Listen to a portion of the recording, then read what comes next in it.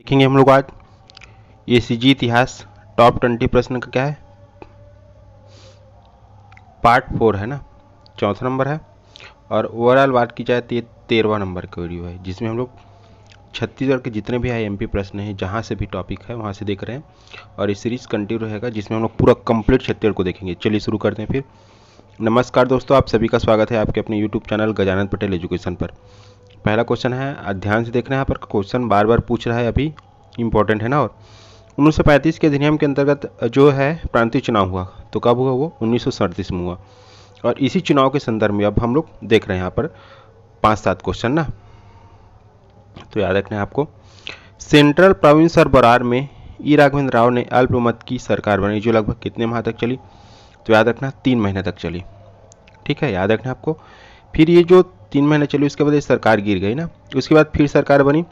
14 जुलाई 1937 को मध्य प्रांत के प्रथम मुख्यमंत्री कौन निर्वाचित हुए? तो नारायण भास्कर खरे जी मंत्री नियुक्त हुए। और कई जगह इसको प्रधानमंत्री भी लिखा रहता है, तो उस समय प्रधानमंत्री वर्ड यूज किया जाता था ना, इस चीज को याद रखना। अगला आपका फिर ये जो मंत्रिमंडल है नारायण भास्कर खरे वाला, इसमें जो रविशंकर शुक्ल जी है वो क्या बने थे? शिक्षा मंत्री बने थे।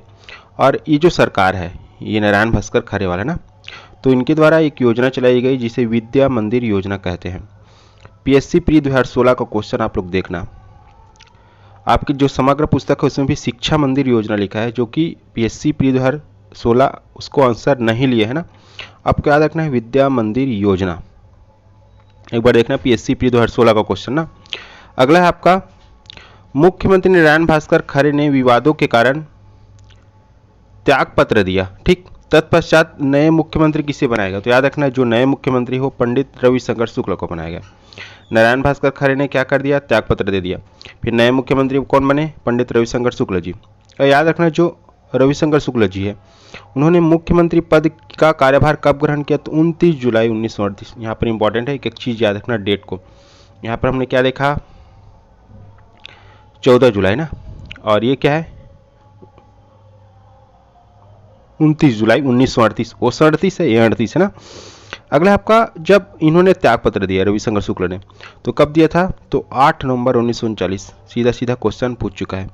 और क्यों त्यागपत्र दिया? तो आप सभी को पता होगा, द्वितीय विश्व युद्ध शुरू हुआ था और अंग्रेज जो है बिना भारतीयों की अनुमति के क्या है उसको भारत को जो द्वितीय विश्व युद्ध है उसमें शामिल कर दी थी, इसी वजह से त्यागपत्र दिया। और जो भारत के संदर्भ में हम देखते हैं वो 15 नवंबर 1939 है ना, वो कहानी अलग है, उसको हम लोग देखेंगे बाद में। फिर अगला है आपका, वो वाला खत्म होगा चुनाव, अब अगला सेशन है इसमें। खैरागढ़ में सेवा दल का गठन 1938। छत्तीसगढ़ के प्रथम व्यक्तिगत सत्याग्रही तो पंडित रविशंकर शुक्ला। छुई खदान जंगल सत्याग्रह 1938 के नेतृत्वकर्ता समारोह बराई। दोनों चीज़ इंपॉर्टेंट है। छुई खदान जंगल सत्याग्रह 1938, इस चीज़ को भी याद रखना है, क्योंकि खैरागढ़ छुई खदान गंडई नया जिला बना है आपके, ठीक, तो उसके चलते ही इंपॉर्टेंट है। भारत छोड़ो आंदोलन के समय रायपुर में प्रमुख नेतृत्व करता, तो याद रखना भारत छोड़ो आंदोलन, तो सभी जो मेन जो कार्यकर्ता थे या मुख्य जो नेता थे वो क्या हो गए? गिरफ्तार हो गए। फिर जो है किनके द्वारा नेतृत्व किया गया रायपुर में? तो रणवीर सिंह शास्त्री, जयनारायण पांडे, कमल नारायण शर्मा, याद रखना तीनों नाम को आपको। अगला आपका, भारत छोड़ो आंदोलन के समय रायपुर के डिप्टी कमिश्नर कौन थे? तो आर के पाटिल ना। आप लोग एक बार डिप्टी कमिश्नर वाले को देख लेना, क्योंकि पूछते हैं बार बार 1855 में कौन थे, उस समय कौन थे, उस समय कौन थे। भारत छोड़ो आंदोलन के समय दुर्ग में लेटर बॉक्स उखाड़ने और कचहरी में आगजनी का प्रयास किसने किया? तो याद रखना रघुनंदन सिंह रॉल। और भारत छोड़ो आंदोलन के दौरान खूबचंद बघेल की पत्नी को कितने महीने की जेल हुई? तो याद रखना 6 महीना। इसको उल्टा दिया हूँ, अभी क्वेश्चन 2022 में एक एग्जाम हुआ है उसमें पूछा है ना। अगला आपका, रायपुर षड्यंत्र केस के प्रमुख नायक तो परसराम सोनी। ये जो 1942 में सब लोग को क्या कर दिया? गिरफ्तार कर लिया गया। फिर उनको छुड़ाने के लिए क्या है? रायपुर षड्यंत्र केस हुआ, जिसके प्रमुख नायक परसराम सोनी। और ये जो षड्यंत्र केस का उद्देश्य क्या का था? बम बनाना, रिवाल्वर बनाना और अन्य हथियार निर्मित करना था। इसको जब हम डिटेल्स देखेंगे तो उस समय देखेंगे ना। अगला आपका, रायपुर डायनामाइट कांड के नेतृत्व करता, ये षड्यंत्र केस है और ये डायनामाइट है। डायनामाइट से क्या है? दीवार को उड़ाने का, सेम वही इन लोग बना रहे थे, इन लोग डायनामाइट से उड़ाने का प्रयास कर रहे थे। इसमें कौन कौन थे?